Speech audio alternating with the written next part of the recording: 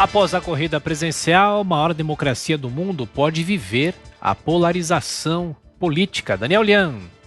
A polarização política nos Estados Unidos pode permanecer mesmo após a disputa entre o atual presidente Donald Trump e seu oponente Joe Biden.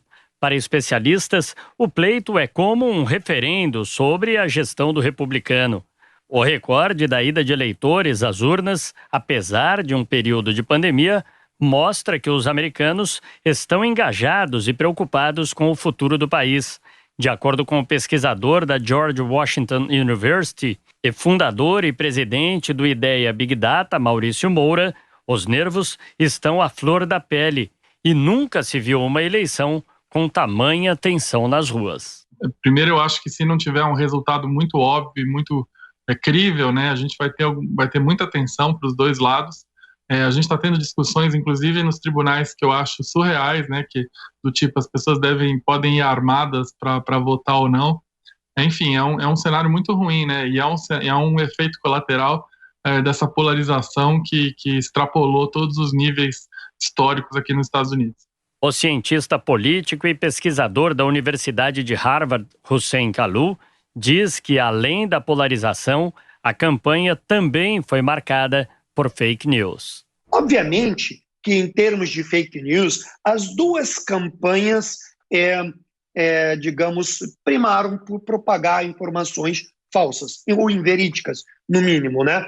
A diferença é a escala, né? Na verdade, a escala do Trump ela é muito superior do que a escala dos democratas. Os democratas, digamos, eles ainda têm um pouco de pudor moral, coisa que o Trump, na verdade, demonstrou não ter. O fato é que os holofotes de todos os continentes estão voltados para a maior democracia do mundo, porque um simples suspiro americano pode mexer com todo o planeta. Rodrigo Constantino, você que vive aí nos Estados Unidos, no fim da eleição de 2016 para frente, a polarização já não começou a ser ampliada? E depois dessa eleição, você acha que se amplia ainda mais? Pois é, Tiago, é um país dividido, sim, isso preocupa, né? Ninguém mais hoje em dia consegue, como eles dizem, atravessar o corredor para ir conversar com o outro lado. Agora, culpar o Trump por isso, como muitos fazem, é uma forma simplista de fugir do problema. O Trump é um sintoma desse problema, ele já é uma resposta, uma reação, e não a causa. Na verdade, quando o Obama ganhou, com essa coisa toda de pós-racial e tudo, muitos achavam e tinham esperança que isso fosse melhorar. E isso piorou. E piorou justamente no governo Obama. Obama polarizou ainda mais o país. Obama usou a cartada racial com muita frequência. Quando teve um marginal, inclusive, que foi morto num caso de polícia, ele foi lá e disse que poderia ser o filho dele, né, tomando o lado, então, do criminoso. É como se houvesse um racismo sistêmico na polícia, que hoje é a grande bandeira do Black Lives Matter, que estão nas ruas aí fazendo quebra, promovendo mais confusão e vandalismo. Então, é uma nação dividida assim. Agora, é importante a gente pensar aqui, e o Trump não deveria ter cantado vitória, ainda está indefinido, né? Mas é importante a gente pensar que essa divisão toda e essa disputa tão acirrada está acontecendo apesar de um massacre midiático contra o Trump, de censura nas redes sociais aos conservadores, da operação abafa ao escândalo envolvendo a família do Joe Biden e do seu filho Hunter Biden, né? E mesmo assim, estava todo mundo cantando vitória para o Biden e agora está bem acirrada a disputa e tem até um favoritismo, na minha opinião, para o Trump, se for analisar os estados remanescentes, né? E o Trump reclama de fraude no sentido de ter parado a contagem. Isso realmente não faz sentido, né? Então, vamos ter que averiguar o que aconteceu, por que fizeram isso. Ainda está dividido, mas seja qual for o resultado, nós sabemos que a população vai continuar dividida. É verdade. Narlock, a polarização se amplia? Acho que sim, bom, não sei se ela se amplia, mas ela continua muito forte, né? Me parece que aí o Partido Democrata vai ficar mais à esquerda e o Partido Republicano mais trumpista, mais à direita, né? Os moderados talvez percam ainda mais espaço. Mas é interessante que as pessoas tendem, a gente tende a explicar a política com as nossas bandeiras. Então, muita gente não gosta do Trump. Então, se existe alguma coisa ruim, o Trump é o culpado, é o causador dessa coisa ruim. Nesse caso aí a polarização e tal. É sempre bom a gente ter uma moderação nesses momentos, né? E alguma calma também. Vamos tentar analisar a coisa mais friamente, sem deixar que os nossos desejos políticos influenciem uma análise política ou outra. Ô, Constantino, mais uma questão. Muito se fala que, de novo, o tal do cinturão da ferrugem pode decidir a eleição americana. Se isso realmente acontecer, será que tem gente que vira a casaca, que votou em Trump em 2016 e votaria em Joe Biden agora?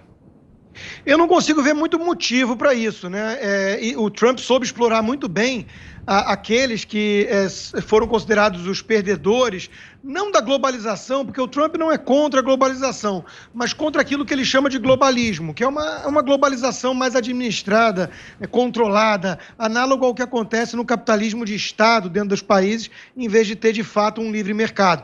A turma do Soros e companhia, que ele bate tanto, e que, de fato, financiam o Joe Biden, né? Essa turma toda prefere que os democratas estejam no poder, porque será? Então, eu acho que o Trump soube se comunicar bem com eles votaram em peso em Donald Trump em 2016, eu acho pouco provável mudar. Agora, é preciso lembrar, e faltou eu falar isso, né?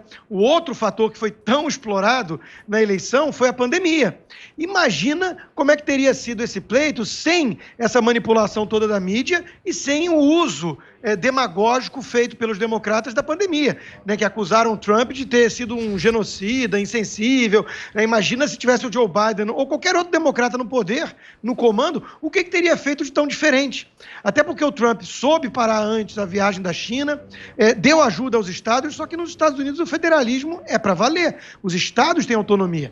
Então não teria feito nada de diferente. Não teria poupado centenas de milhares de vidas, né? Então isso tudo foi demagogia pura. Imagina isso, essa eleição sem isso tudo, né? O Trump estaria com a economia bombando e ele sim teria levado de lavada, né? E não o Joe Biden, como tantos cantaram antes, fazendo aquilo que o Narlock agora denunciou, né? Usando a paixão e o desejo em vez de uma análise mais fria. Narlock, só para a gente fechar aí, a pandemia interfere de que maneira nessas eleições? Pois diversos desses estados aí que estão indefinidos são os campeões de casos de coronavírus nas últimas semanas. E o Wisconsin, por exemplo, muita gente estava dizendo que o coronavírus faria as pessoas votarem no Biden. A eleição agora, você tem ali acho que 98% dos votos apurados, a diferença é 0,3% favorável ao Biden. Então não sei se essa tese aí da influência do coronavírus se confirmou. Mas é engraçado, gente, uma outra lição aí dessa eleição que a gente pode tirar é que o eleitor hoje ele não é mais tutelado. Antes a gente acreditava que o horário político ele definia, né, o tempo de horário político, ou então a influência aí dos grandes jornais, dos grandes canais de televisão. E o que essa eleição mais uma vez mostrou, como as duas últimas aqui no Brasil também, é que é imprevisível, né? Aquele controle da mídia tradicional sobre o eleitor, sobre os leitores, ele está se desfazendo, né?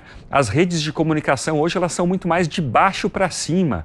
As pessoas consomem notícias que muitas vezes elas próprias produzem, né, ou seus pares produzem. É uma mudança do meio da forma de se comunicar que está gerando mudanças na política.